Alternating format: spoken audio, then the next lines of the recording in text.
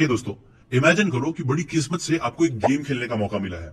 और किस्मत से इसलिए बोल रहा हूं बिकॉज अगर आप ये गेम जीत जाते हो तो विनिंग प्राइस है 100 करोड़ रुपीस जो आपको ईयरली मिलेंगे। है ना बड़ा एक्साइटिंग गेम। और गेम कौन सा खेलना है? गेम बड़ा सिंपल सा है, आपने शायद खेला भी होगा। गेम है अंताक्षरी का। और बस यहाँ पे एक इंटरेस्टिंग सा ट्विस्ट है। ट्विस्ट ये है ना कि आप तो नॉर्मल इंसान हो, आप अपने दिमाग का यूज करके अंताक्षरी जैसा हमेशा खेलते हो वैसे ही खेलोगे। लेकिन ये सामने वाला इंसान है, वो भी किस्मत से ही आया है इस गेम में। लेकिन किस्मत के साथ साथ उसके पास कुछ एडवांटेजेस है।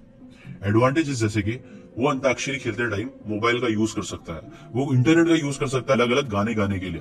प्लस उसके पास कुछ लोग भी है जो उसकी मदद कर सकते हैं, लेकिन आपकी मदद नहीं करेंगे। प्लस अगर आप गलती करते हो तो सामने वाले इंसान और उसके लोग आपको टोकेंगे भी जल्दी से। अब आप बताओ, ऐसे इंसान के सामने जीतने की प्रोबेबिलिटी आपकी कितनी होगी? ऑलमोस्ट ना के बराबर होगी, राइट? बिकॉज उसके पास कई सारे एडवांटेजेस हैं। आप बोलोगे यार ये गेम तो बहुत अनफेयर है, बट यस, कुछ नहीं कर सकते। अब देखो बात ये है ना, ये जो मैं आपको इमेजिन करने बोल रहा हूँ ऐसे ही कुछ होता है हमारी रियल लाइफ में। हमारी रियल लाइफ भी बड़ी किस्मत से हमें मिली है, लकीली हम पैदा हो पाए, अगर आप इसके पीछे के साइंस को समझते हो तो। लेकिन लक के साथ साथ सामने वाले लोगों के पास कई बार बहुत सारे अनफेयर एडवांटेज होते हैं, जिसकी वजह से ही वो लोग बहुत ज्यादा पैसा कमा लेते हैं, नाम और इज्जत कमा लेते हैं, जबकि आप बहुत ज्यादा मेहनत और ये सारी चीजें करके भी आप कुछ नहीं कर पाते हो। और ये जिंदगी एक बहुत कड़वा सच है जो आपने देखा भी होगा कि एक इंसान है, बहुत मेहनत कर रहा है, बहुत टैलेंट है, बहुत कुछ है, लेकिन कोई दूसरे इंसान के पास ऐसे कनेक्शंस थे कि उसको वो स्टेज मिल गया जिस इस मेहनती इंसान को जो नहीं मिल पाया, राइट?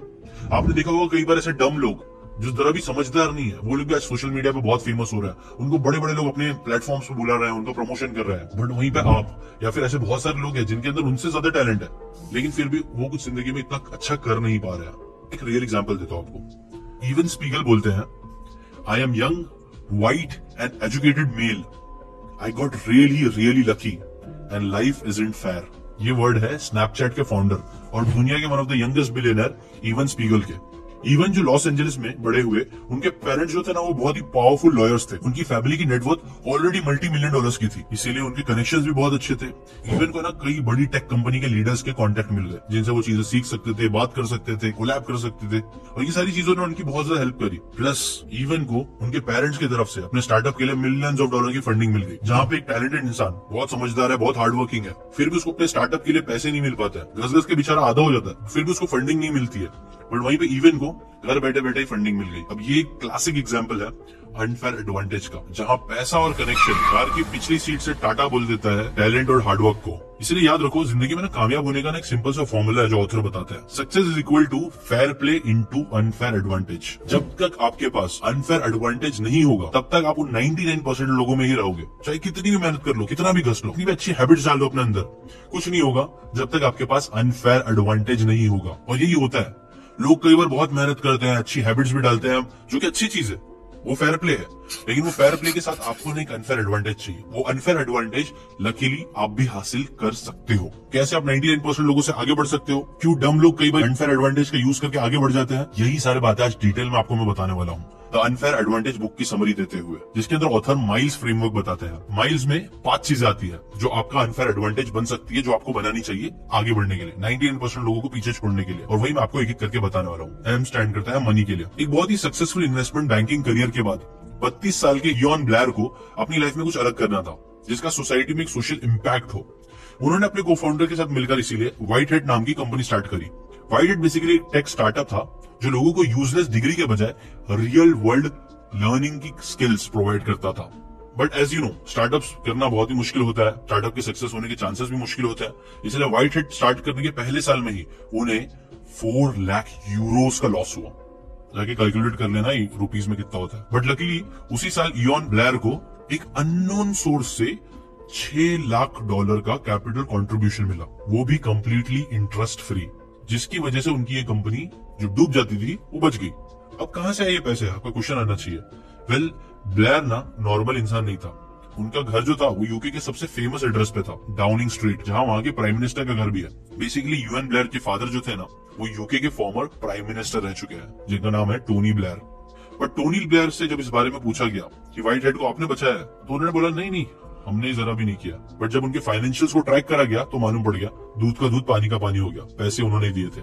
इस तरह आपको पता है, जैन कॉन जो कि व्हाट्सएप के को फाउंडर है, जो पहले याहू में एज ए डेवलपर काम करते थे, उस जॉब से उन्होंने $4 लाख सेव करे थे, जिसका यूज करके फिर उन्होंने व्हाट्सएप बनाया। मार्क ज़करबर्ग जो सेल्फ मेड बिलियनर है, एटलीस्ट ऐसा मार्केटिंग होती है, आपको पता है फेसबुक के अर्ली डेज में उनके पेरेंट्स ने उनको किक स्टार्ट करने के लिए $85,000 दिए थे। अब देखो मैं यहाँ पे ये समझाना चाहता हूँ ना कि आइडियाज बहुत से लोगों के पास होते हैं, उनमें से बहुत सारे लोग बहुत मेहनत से उस आइडिया पे काम भी कर लेते हैं, बट पैसे पे कई बार लोग अटक जाते हैं और पैसा कई लोगों के लिए एक अनफेयर एडवांटेज होता है। बट यहाँ पे एक इंटरेस्टिंग बात समझने वाली है ना कि अगर आपके पास पैसे नहीं है तो भी सक्सेसफुल आप हो सकते हो। ऑथर क्योंकि बोलते हैं ना, पैसा एक डबल एज स्वॉर्ड की तरह होता है, जिससे बहुत पैसे कमाए भी जा सकते हैं, लेकिन इससे आपका बहुत ज्यादा नुकसान भी हो सकता है। और हिस्ट्री में कई बार ऐसा हुआ भी है। फॉर एग्जाम्पल सैमुअल लैंगली एक बहुत ही वेल नोन अमेरिकन एस्ट्रोनॉमर थे और फिजिसिस्ट थे, जिन्हें सब जानते थे। उन्हें 1898 में यूएस वॉर डिपार्टमेंट की तरफ से एरोप्लेन बनाने के लिए $50,000 की फंडिंग मिली थी। मैं 1898 की बात कर रहा हूँ। वो टाइम पे ये पैसे बहुत बहुत ज्यादा थे। तो इस पैसे का यूज करके उन्होंने बेस्ट इंजीनियर्स, मैकेनिक्स, हर एक चीज हायर की। सारी मीडिया उनके पीछे लगी रहती थी कि क्या भी लैंगली क्या कर रहे हैं, कैसा कर रहे हैं, कैसे आगे बढ़ रही है बातें, ये सारी चीजें। बट इतना सब कुछ होने के बाद भी उन्हें सिर्फ फेलियर मिल रहे थे। इतना प्रेशर आने लग गया था इस चीज की वजह से, क्योंकि इतना पैसा और फेम उनको ऐसे ही मिल रहा था। इस प्रेशर को हैंडल नहीं कर पा रहे थे, क्योंकि वो ऐसे रिजल्ट्स क्रिएट नहीं कर पा रहे थे, जिसकी वजह से उन्होंने सुसाइड करने का भी डिसाइड किया था। वो भी नहीं कर पाए। बट उसके कुछ साल बाद ही 1903 में दुनिया का पहला रियल फ्लाइंग एरोप्लेन बनाया गया, एटलीस्ट वेस्टर्नर्स के हिसाब से, जिसे बनाया 2 high school drop out Wright brothers ने, जिनके पास कोई पैसा, कनेक्शन, इतना फेम कुछ भी नहीं था। उन्होंने एक छोटा सा एक बनाया प्लेन, लेकिन बना डाला। देखो पैसा एक अनफेयर एडवांटेज है, नो डाउट, लेकिन जैसा कि जेफ बेजोस बोलते हैं, फ्रुगैलिटी ड्राइव्स इनोवेशन। कई बार फ्रुगल होना एक्चुअल में बिजनेस के लिए, कंपनी के लिए और हमारे लिए बहुत अच्छा होता है, क्योंकि जहां एक तरफ लोग सिर्फ पैसे का यूज करते हैं प्रॉब्लम सॉल्व करने के लिए, कई लोग अपने दिमाग का यूज करते हैं, और दिमाग का यूज करके कई बार बहुत अच्छे सोल्यूशंस मिल भी जाते हैं। प्लस आप ये भी याद रखो, अगर आपके पास पैसे नहीं है तो एटलीस्ट आप ऐसे लोगों के साथ कॉन्टेक्ट भी क्रिएट कर सकते हो, जिसमें थोड़ी मेहनत लगेगी, लेकिन कनेक्शन के थ्रू भी आप पैसे को रीच आउट कर सकते हो। अब आते हैं हम सेकंड अनफेयर एडवांटेज की तरफ, जो है आय का, इंटेलिजेंस और इंसाइट के लिए। कॉलिंसन ब्रदर्स, जिन्होंने स्ट्राइप को कोफाउंड करा था, इन दोनों ने मिलकर 22 साल की एज में ही एक $multi-billion पेमेंट प्रोसेसिंग कंपनी बना दी थी। बट अगर हम देखें तो पैट्रिक जो कॉलिंसन थे ना, वो 16 साल की एज से ही एक कंप्यूटर प्रोग्रामिंग लैंग्वेज पे काम कर रहे थे और उन्होंने एक लैंग्वेज इन्वेंट कर दी थी। उन्होंने MIT में जाने के लिए 1 साल पहले से अपनी स्कूलिंग कंप्लीट कर ली थी। वहीं पैट्रिक के जो भाई थे जॉन, अपनी स्कूल में सबसे हाईएस्ट स्कोरर थे, जिसे करने वाले पहले थे, और यहाँ तक कि स्कूल एग्जाम्स फिनिश करने से पहले ही उन्हें हार्वर्ड में एडमिशन मिल गया था। यहाँ भी बहुत ज्यादा हार्डवर्क और एफर्ट लगा था, बट ये भी मानना पड़ेगा कॉलिंसन ब्रदर्स की इंटेलिजेंस ना, उनका काफी बड़ा अनफेयर एडवांटेज था। कई लोग होते हैं जो बहुत समझदार होते हैं, तो आपको अपनी समझदारी का यूज करना है जिंदगी में आगे बढ़ने के लिए। सिमिलरली आपने लाइफ में देखा होगा, इंटेलिजेंस तो एक चीज है, लेकिन उसके साथ साथ एक और चीज होती है जिसे बोलते हैं इनसाइट, या फिर आप नॉलेज बोल सकते हो। कई बार लोग इतने इंटेलिजेंट नहीं होते हैं, लेकिन उनके पास कुछ इनसाइट्स होती है जिसका यूज करके वो आगे बढ़ जाते हैं। जैसे फॉर एग्जाम्पल, मेरा एक टीम मेंबर मुझे बता रहा था कि उसके एक फ्रेंड के फादर है जो कई सालों से सिक्योरिटी सर्विलेंस सिस्टम की कंपनी में जॉब कर रहे थे। उनका ना इस जॉब में 25 साल से भी ज्यादा एक्सपीरियंस था, नॉलेज थी। वो इतने साल से काम कर रहे थे, उन्होंने सारे इन एंड आउट समझ लिया कि कंपनी काम कैसे करती है। बट फिर उन्हें एक और इंसाइट मिली। उन्हें मालूम पड़ा कि यार जो जितने हम सोल्यूशंस लोगों को बेच रहे हैं, वो सारे सोल्यूशंस हम खुद बनाते नहीं है, हम उसे आउटसोर्स करते हैं। मतलब किसी और का प्रोडक्ट लेते हैं और किसी और को बेचते हैं, उससे हम इतने सारे पैसे कमा रहे हैं। जब ये इनसाइट उनको रियलाइज हुई, समझ में ये नॉलेज मिली, तो उन्होंने बोला कि यार ये तो मैं भी कर सकता हूँ। मुझे ये भी पता है जो सिस्टम्स है वो कहाँ से लेने हैं और किनको बेचने हैं। मतलब पूरी इनसाइट उनके पास थी। तो फिर बस क्या था, उन्होंने उसी चीज पे काम करना स्टार्ट किया। ऑब्वियसली जब उन्होंने जॉब क्विट किया, स्टार्टिंग में स्टार्ट किया, तो वो इतना आसान नहीं था, काफी चैलेंजेस है। लेकिन मेरा टीम मेंबर मुझे बताता है कि कैसे अब उनका बिजनेस काफी अच्छा चल रहा है और उससे उन्होंने काफी अच्छे पैसे भी कमा लिया। इसीलिए सेकंड अनफेयर एडवांटेज जो आपके अंदर अगर नेचुरली है, जो कि अगर इंटेलिजेंस, तो आप उसका यूज करो। लेकिन अगर वो नहीं है तो सेकंड आई का यूज कर सकते हो, जो है इनसाइट्स। आप इंडस्ट्री के ऐसे लोगों से मिल सकते हो जिनके पास डेप्थ की इंसाइट हो, जिनके पास सालों का एक्सपीरियंस हो, जो अगर आपको इंसाइट शेयर करे तो आप उस इंसाइट का यूज करके जिंदगी में आगे बढ़ सको, जैसा कई सारे लोग करते भी हैं ना। इसके ऊपर एक चीज नेचुरली आ रही थी, इसलिए बता रहा हूँ। फर्स्ट टाइम एक लाइव इवेंट करने वाला हूँ, जहां पे मैं अपनी सारी इंसाइट शेयर करने वाला हूँ, जो मैंने पिछले 9-10 साल में कंटेंट क्रिएशन की जर्नी में सीखी है। कंटेंट से पैसे बनाने से लेके कंटेंट से ब्रांड बनाने तक जो भी चीजें मैंने सीखी है, मैं उस इवेंट में आपको बताने वाला हूँ। अगर आप उसमें इंटरेस्ट रखते हो तो मैंने आप लोगों के लिए उससे रिलेटेड ही फ्री कोर्स भी बनाया है, 7 डेज चैलेंज का, वो ले लो, वो कोर्स भी आपको मिल जाएगा। प्लस उसके थ्रू फिर आप हमारी टीम से भी कॉन्टेक्ट कर सकते हो अगर आप उस इवेंट में इंटरेस्ट रखते हो तो। अभी आते हैं माइल्स के एल पे, जो है लोकेशन एंड लक। मैकडोनल्ड के मास्टरमाइंड रे क्रॉक कहते हैं, 2 most important requirement for major success are first being at the right place at the right time, and secondly doing something about it. 1994 की बात है, जब मैं पैदा हुआ था। जेफ बेजोस ने ना अमेज़न को सिएटल में स्टार्ट करा। हालांकि वो उस टाइम पे न्यूयॉर्क में जॉब कर रहे थे, बट उन्होंने जानबूझ के सिएटल को चूज करा 3 रीजंस की वजह से। पहला, उनको पता था कि नहीं, यहाँ पे सबसे बेस्ट इंजीनियरिंग टैलेंट्स मिल सकते हैं। सिएटल एक टेक जाइंट हब था, माइक्रोसॉफ्ट का घर था आप बोल सकते हो। कई सारे इंजीनियर यहाँ पे आते थे जॉब के लिए और बाकी सारी चीजों के लिए। उनको पता था यहाँ पे बहुत सारे टैलेंट आ रहा है, बस उन्हें माइक्रोसॉफ्ट से शिफ्ट करा के कन्विंस करना है अपनी कंपनी ज्वाइन करने के लिए। इजी होगा क्योंकि लोकेशन वहीं का है। फिर दूसरा, टैक्सेस। उन्होंने देखा कि सिएटल के जो टैक्सेस थे ना, उसमें कुछ लूप होल थे जिससे वो फायदा उठा सकते थे अपनी कंपनी के लिए। और तीसरा, जब उन्होंने अमेज़न स्टार्ट करा तो वो स्टार्टिंग में बुक बेचते थे, तो जो बुक के लिए जो सबसे बड़ा वेयर हाउस था ना, वो भी उधर ही पास में था। इसलिए उन्होंने वो चूज किया ताकि वहां से वो फास्ट डिलीवरी दे पाए लोगों को ना। इसके साथ साथ अमेज़न की ना टाइमिंग भी बहुत परफेक्ट थी। अगर आप नोटिस करोगे ना, अमेज़न ऐसा नहीं था कि अमेज़न पहला था जिसने वादा किया था कि हम आपको डोर स्टेप डिलीवरी लाके देंगे। नहीं, उससे पहले भी कई कंपनी आई थी, बट वो मेजर तरीके से फेल हो चुकी थी। बहुत सारी फंडिंग, पैसा, अक्कल, दिमाग होने के बाद भी। क्यों? क्योंकि टाइमिंग सही नहीं था। तब इंटरनेट इतना अच्छा नहीं था, easy to use, cheap to use नहीं था, ना ही क्वालिटी अच्छी थी इंटरनेट। बट अब क्वालिटी अच्छी हो रही थी, मतलब टाइमिंग भी परफेक्ट बैठा, लक भी काफी मैटर किया, जिसकी वजह से ही जेफ बेजोस की जो ऑनलाइन शॉपिंग की थी ना, डोर स्टेप डिलीवरी, वो बहुत अच्छा रिजल्ट दिखाने लग गया। और ये उनका एक अनफेयर एडवांटेज बना। क्यों दोस्तों, हम लोग है ना हमेशा हार्ड वर्क, परसिवरेंस पे फोकस करते हैं, जो कि बहुत इंपॉर्टेंट है। कभी कभी ना लोकेशन और लक को एनालाइज करना भी बहुत जरूरी है कि राइट नाउ आप कौन से लोकेशन पे हो। अनफॉर्चुनेटली ऐसी जगह पे रहते हो जहां आसपास ज्यादा अमीर और बड़ी सोच वाले लोग नहीं है, तो आपकी बड़ी सोच और बड़ी अपॉर्चुनिटीज मिलने के चांसेस बहुत कम है, ना के बराबर है।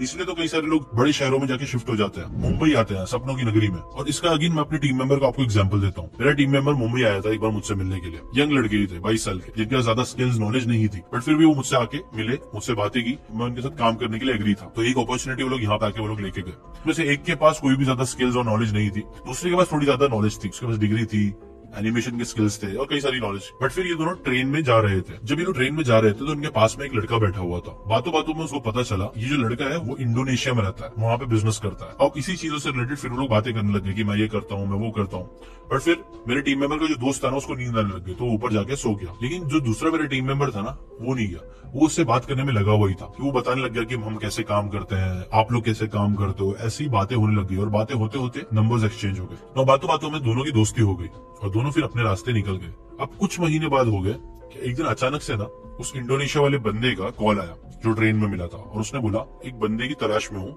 मुझे एक एनिमेटर चाहिए, तुम वो चीज कर पाओगे? और टीम मेंबर जो मेरा था, उसको आता तो नहीं था, बट उसने बोल दिया कि हाँ मैं कर लूंगा। उसने बताया भी था कि हम लोग एनिमेशन का स्टार्ट कर रहे हैं, जबकि ऐसा कुछ था नहीं इतना। उसको काम चाहिए था, इसलिए उसने हाँ बोल दिया। कुछ दिनों बाद इंटरव्यू हुआ उस बंदे के साथ जिसको स्किल्स नहीं है, बट उसने क्या समझदारी करी वो पता नहीं था, बट स्टिल उसने यूट्यूब पे कई सारे वीडियोस देख लिए, बेसिक नॉलेज एनिमेशन के बारे में ले ली, क्योंकि उसकी कम्युनिकेशन स्किल्स और कॉन्फिडेंस अच्छा था, इसीलिए उसने वो इंटरव्यू क्रैक भी कर लिया। जिसके बाद उसको पता चला कि उस जॉब के लिए उसको 1 लाख रुपए की सैलरी मिलेगी घर बैठे बैठे, जहां पे उसको दिन के 6 से 8 घंटे लगाने पड़ेंगे। एंड गेस व्हाट, ये काम वो खुद नहीं कर रहा था, उसने ये काम अपने दूसरे दोस्त को दे दी जिसको एनिमेशन आते थे। अब ये पूरी स्टोरी आपको मैं क्यों बता रहा हूँ? ये स्टोरी बता रहा हूँ because luck and location matters. वो लड़के का वहां पे होना लक की बात थी, और लोकेशन मुंबई आना, मुंबई से जाना एक लोकेशन वाली चीज तो थी, बट लक के साथ एक्शन लेना बहुत इंपॉर्टेंट है। उसके दोस्त के पास भी अपॉर्चुनिटी थी, बट उसने बात नहीं किया, उसने एक्शन नहीं लिया। और जैसे कि ब्रेन ट्रेसी कहते हैं, luck is quite predictable. If you want more luck, take more chances. Be more active, show up more often. जैसे कि दूसरे दोस्त ने किया, जिसके पास स्किल नहीं थी, नॉलेज नहीं थी, बट स्टिल उसने 1 लाख रुपए की जॉब क्रैक कर डाली। 3 रीजन की वजह से, अगेन रिपीट कर दूं, सही जगह, सही टाइम और एक्शन। ये 3 कॉम्बिनेशन का आप भी यूज करो। अब आते हैं माइल्स के ई पे, जो होता है फॉर एजुकेशन एंड एक्सपर्टीज। तो इस बुक के ऑथर बताते हैं ना कि गुड क्वालिटी एजुकेशन से आपको 2 चीजें मिलती है। नंबर 1 नॉलेज और दूसरा कनेक्शंस। जैसे कि फॉर एग्जांपल गूगल के फाउंडर्स लैरी पेज और सर्गी ब्रिन स्टैनफोर्ड यूनिवर्सिटी में थे, जहां वो दोनों कंप्यूटर साइंस में पीएचडी कर रहे थे और 1996 में अपनी थीसिस लिख रहे थे, जिसका टॉपिक था कि कैसे हम इंटरनेट के स्ट्रक्चर को स्टडी कर सकते हैं और उसे ग्राफ पर शो कर सकते हैं। बट अपनी पीएचडी के टाइम पे उन्हें नहीं पता था कि उनकी इस एजुकेशन से उन्हें इतनी नॉलेज मिल रही है जिसकी वर्थ मल्टी मिलियन बिलियन में जाएगी। उन्होंने अपनी सारी एजुकेशन एक्सपर्टीज के बेसिस पे गूगल को क्रिएट कर दिया, और यही था उनका अनफेयर एडवांटेज। एक कॉलेज डिग्री होने से आप मिलियनर तो नहीं बन सकते हो, बट एक टॉप की लिस्ट की यूनिवर्सिटी से अच्छी डिग्री लेना हो सकता है आपके लिए अनफेयर एडवांटेज हो। जैसे कि आपने कई बार देखा भी होगा, शार्क टैंक में कई बार लोग आते हैं, लेकिन जब वो लोग बोलते हैं we are studying from IIT, तो एक ब्रांड हो जाता है। आईआईटी का नाम यूज करके लोग अपना पर्सनल ब्रांड बनाते हैं, जिसकी वजह से उनकी किस्मत भी चलती है, लोग उनको सुनते भी है। और तो बोलते हैं ना, सिर्फ डिग्री इंपॉर्टेंट नहीं है, उसके साथ साथ आपका अच्छा एक्सपीरियंस और आपका पर्सनल ब्रांड बना लेना अनफेयर एडवांटेज बन सकता है। क्योंकि अगर आप किसी भी एक सब्जेक्ट के बारे में बहुत डीप नॉलेज है तो ये हर किसी के पास नहीं होती है। अब इमेजिन करो आप गिटार बजाने में एक्सपर्ट हो, आप बस गिटार बजा रहे हो, आपको अच्छा लगता है गिटार बजाना, आपको सारे नोट्स पता है, कैसे कब क्या बनाना सब पता है, तो ये चीज आप दूसरों के लिए कॉपी करना ऑब्वियसली बहुत ज्यादा मुश्किल होगी।